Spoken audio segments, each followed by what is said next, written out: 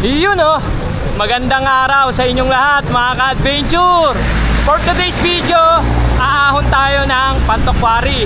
So syempre makakasama natin si T. Ayan si T sa harapan Yan, so samahan nyo kami. Let's go! So yan mga ka-adventure, bali time check is 6:37 ng umaga.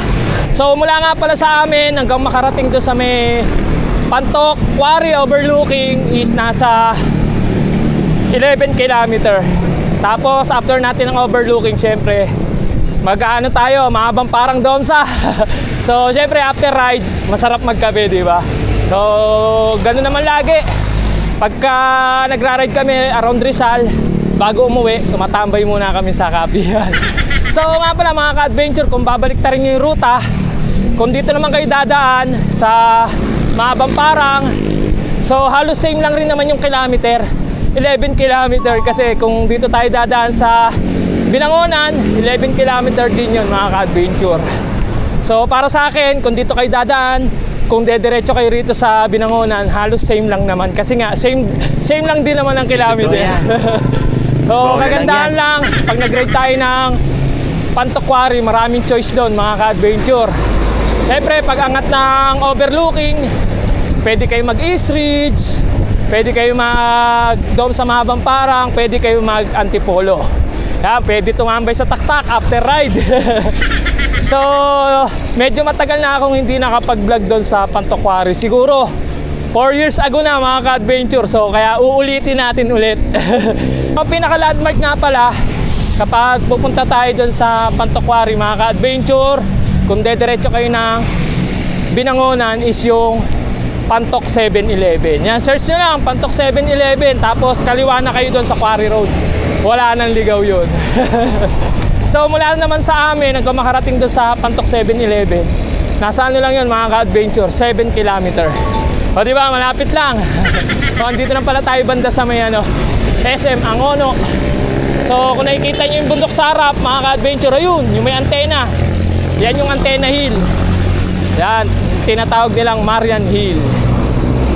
Mga pupunta nga pala ng Pantok Quarry mga ka-adventure, isa-search nyo lang sa Google, Madrigal Overlooking. Panigurado, hindi na kayo maliligaw. Siyempre, mas maganda mapanood nyo yung video na to.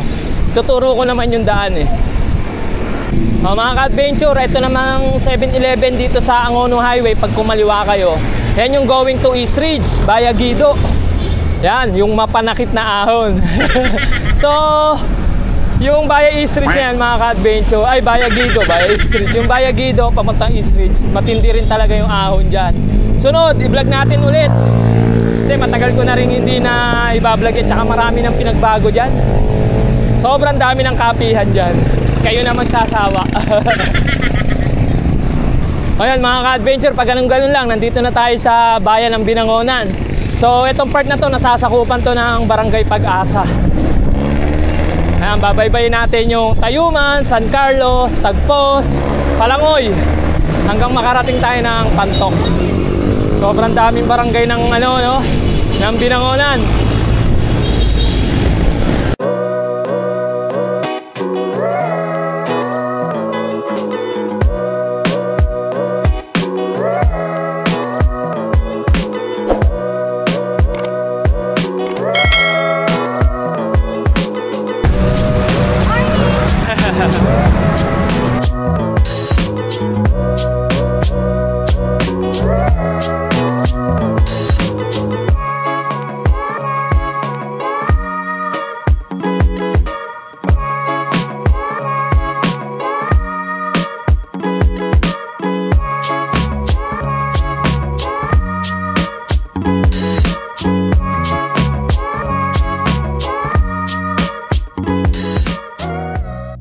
Adventure, bali malapit na tayo kumaliwa sa Quarry Road. Yan, sakto nakaka 7 km na tayo. So kaliwa tayo dito sa 7-Eleven. So ayun isa pang palatandaan yung stoplight Tapos itong kanan Andox, sa kaliwa syempre yung 7-Eleven kung saan tayo kakaliwa. So kung dediretso kayo, yan yung going to Cardona, Morong, Tanay. So tayo kaliwa na tayo. Yo, nakago na rin sa wakas. Nakakaliwa na tayo mga ka-adventure. Quarry Road. So pagkaliwa mga ka-adventure, medyo makipot yung kalsada rito. Tsaka syempre sa una may ahon agad. Kaya lang naman yan. Sa mga naghahanap ng banayad na ahon, marirecommend ko sa inyo itong quarry. So mula rito sa 7-Eleven hanggang makarating tayo ng Madrigal overlooking mga ka-adventure, nasa 4 km. O diba? Sakto lang yung haba. Tsaka banayad lang naman to. Kaya yun sa part na yun, yung ahon na yun, makipot dyan. Ito, inaahon na namin yung unang ahon. After nung unang ahon mga ka-adventure, ito may recover agad dito sa Meralco Village. So pagdating dito medyo malusak. Malusak talaga sa part na to. After naman nito wala na eh. Going to Madrigal na tayo after nito. Mga ka-adventure, dito naman yung daan papuntang Upper Casinay. Yan, matindi rin yung ahon dyan, lalo na kung manggagaling kayo ng Darangan. So, tayo diretso lang tayo.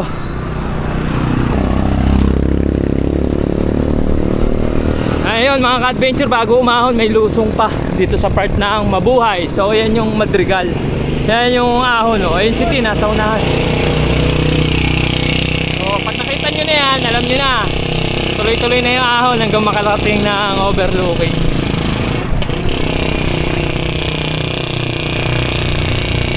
Morning!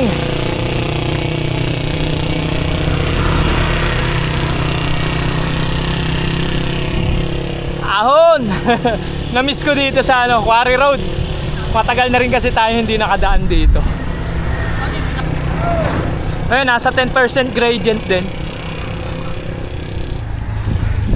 Ayun na si Tino. Ito na tayo sa Saint Monique. Ay, isa sa mga sikat na subdivision dito. Itong right side, yung Saint Monique. After natin ahonin yung part ng Saint Monique mga ka-adventure, andito na tayo sa part ng Inares kung tawagin. Yan, so pag nandito kayo sa part na to, may kita nyo yung haba ng ahon. Not sure kung kita grabe yung tirik ng araw eh. Kasi silaw kami sobra. Konti na lang mga ka-adventure. Malapit na tayo sa overlooking. Grabe araw oh. Parang summer ah. Parang di tag-ulan ah. Sakit sa mata.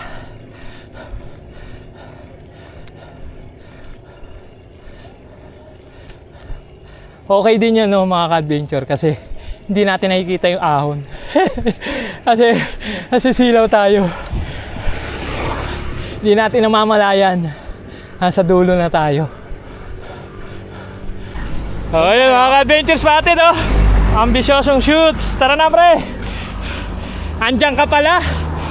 So sa sobrang lakas ng sikat ng araw, hindi natin nakita. Doon pala si Ambisyosong shoots. Ayun mga ka-adventure si Ambisyosong shoots oh. Halikod.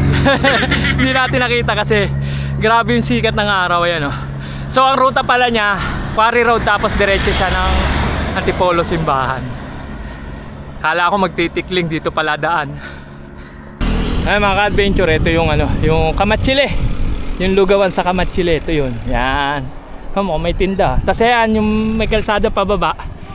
Yan yung going to going to San Guillermo, may daan dyan.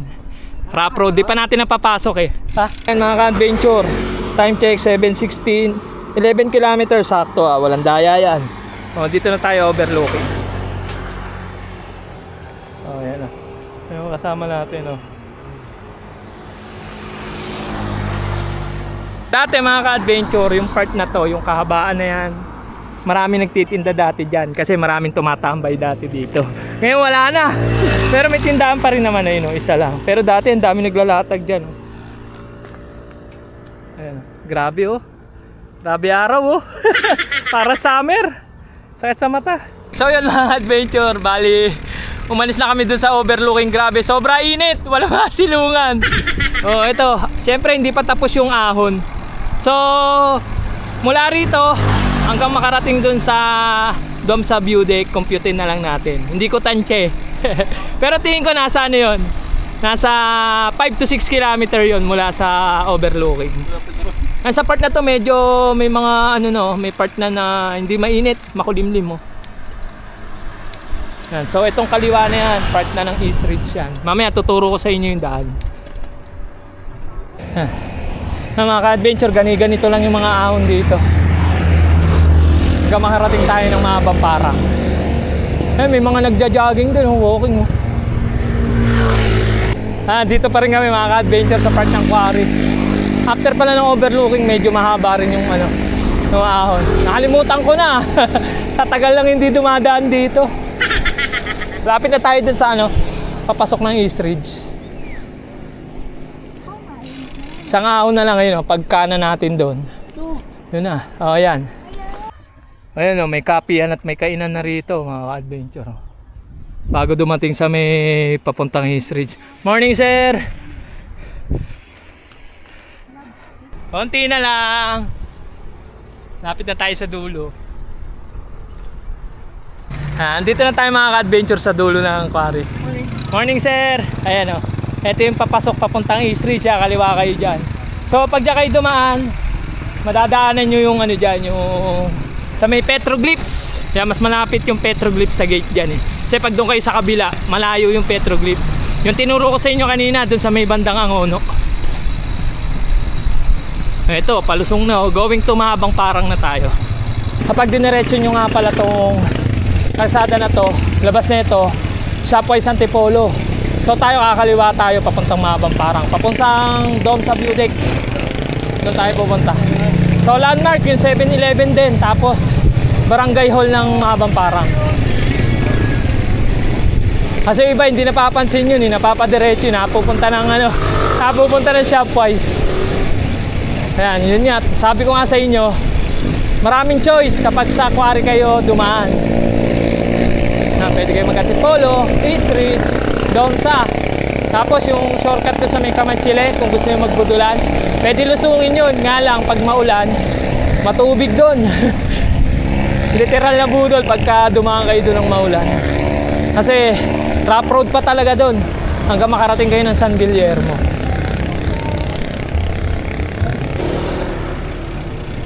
Diretso ka muna.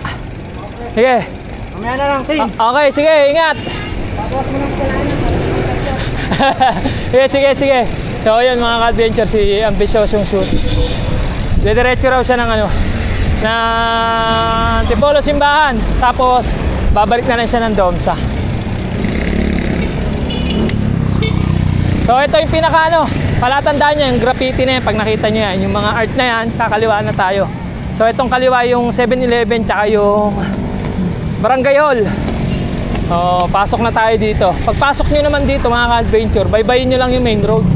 Matutumbok nyo na yung ano, yung Dome sa view deck. So itong part na to, Barangay Mahabang Parang na to. Simula dun pa sa may unahan. Bago tayo dumating ng Barangay Hall, yung may mga palengke doon. Sakop na siya ng Mahabang Parang.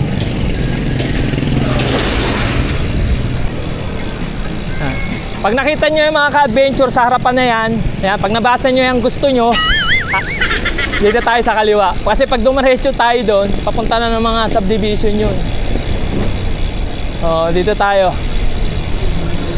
So lulusungin natin yung wall 2. Uy, may naka-dome sa jersey yung mag-asawa.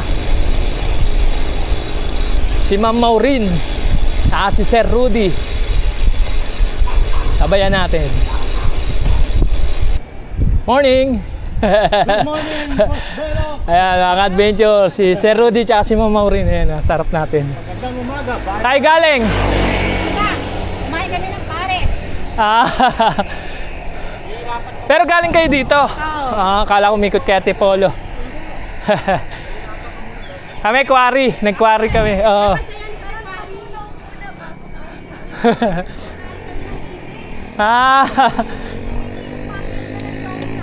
Sino? Nakita natin sila? Nakasalubong pala namin sila kanina, sabi ni Tin. Pakit ng Domsa. Hindi ko nakita. Sa may bandang SM ang Ono daw.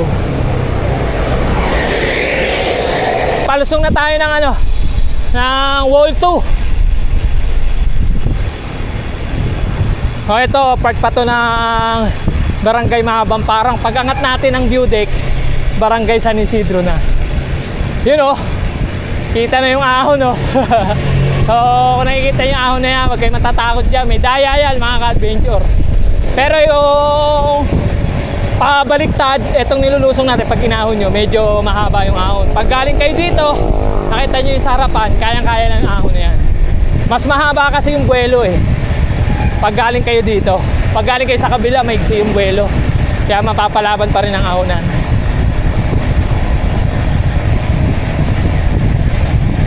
Ingat din, ingat!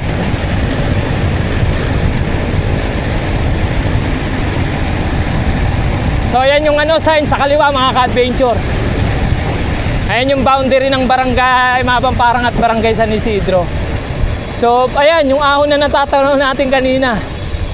Di ba? May daya. So lagyan nyo lang ng effort yung sipa nyo para onting-onti na lang yung ahonin nyo. Kasi nga may buwelo. Finally, dito na tayo sa Domsa view deck. So itong right side mga ka-adventure, yung kainan dito sa Domsa view deck. So nag-o-open yan hapon hanggang madaling araw. So ngayon sarado yan. Ang open itong mga nasa kaliwa. Kung saan tayo tumatambay sa 1940 Kapihan.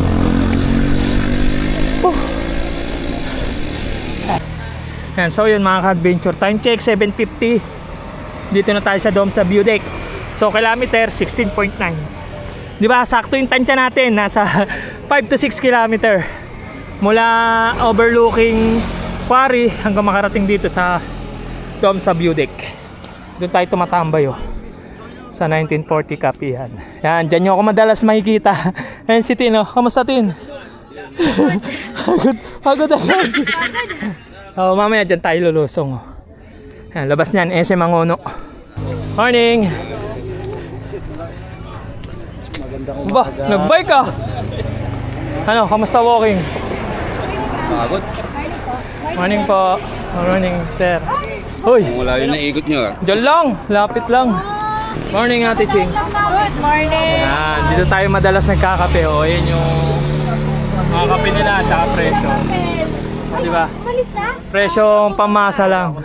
Umaga! So yun mga ka-adventure, ito naka-order na tayo ng kape rito. So tambay muna tayo dito habang nagkakape. So sa yun, may dumating na tropa, Chill Adventure, ayan o. Sila yung mga madalas nyo makikita rito. Ayan mga tao dito. So kulang pa yan, mamaya may mga tropa pang darating. Antayin natin, ayun o. Dumarating na yung dalawa o. Ayan, galing sa ano yan, galing sa Sumulong. Dito mga ka-adventure, yung ibang tropa umiikot ng Sumulong, umiikot ng Tikling, pero dito talaga bagsak.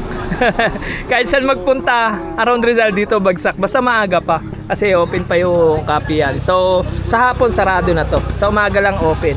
Ba, naka-polo ah. Morning, ayun o, Apollo Gaming o. Sir Mike, morning. Good morning. Ayan, nagdatingan na. Ano, saan mo nakasabay ito? Simbahan. Simbahan kami.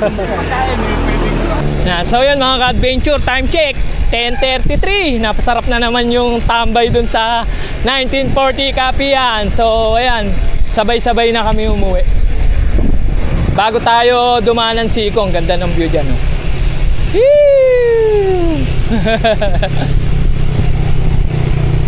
Pag nandito kayo sa Siko mga ka-adventure, lalo na yung mga first time lulusong dito, doble ingat. Marami na na-aksidente dito.